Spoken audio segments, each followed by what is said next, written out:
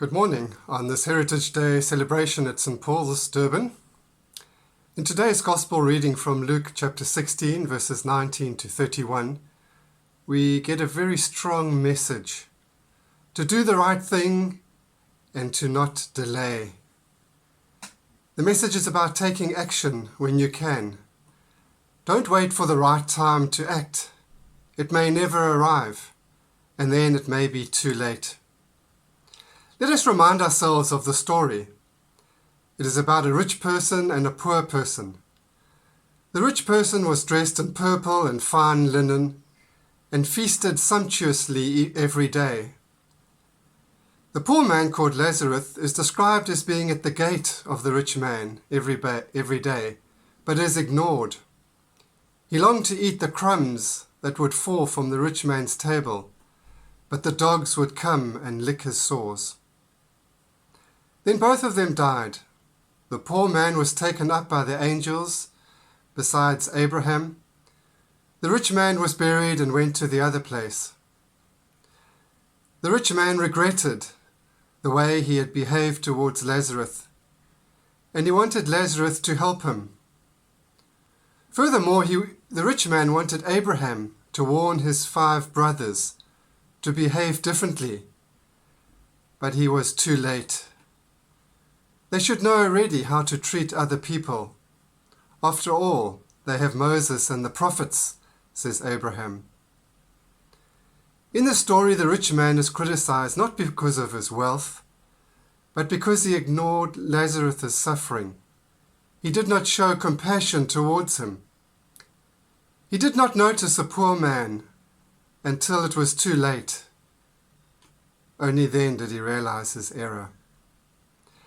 It is a South African story of contrast between wealth and poverty, of structural inequality, of an economic system that maintains this gap between haves and have-nots.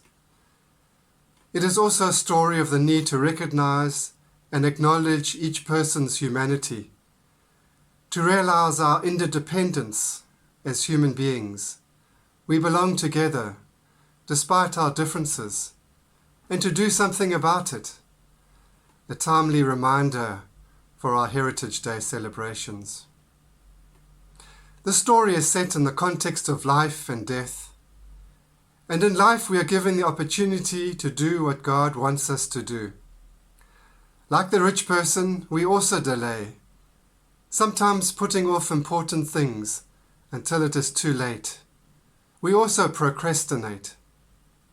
We make excuses, such as we're too busy. Jesus lived with purpose, with a sense of urgency, never deviating from what he was sent to do. He was a person of action. We have his example. We have the scriptures.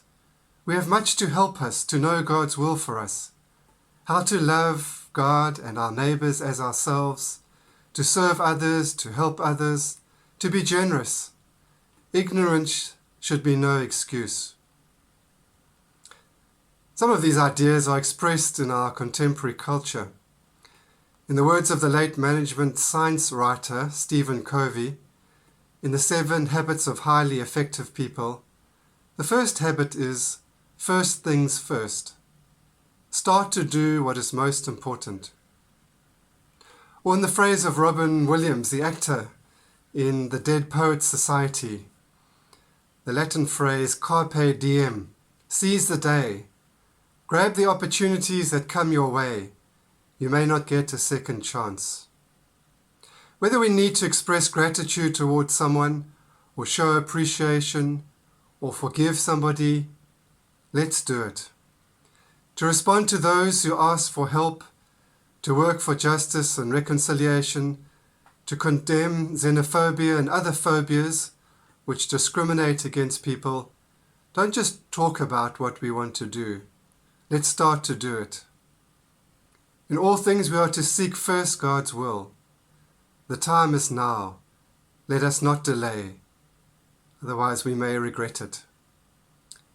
Amen.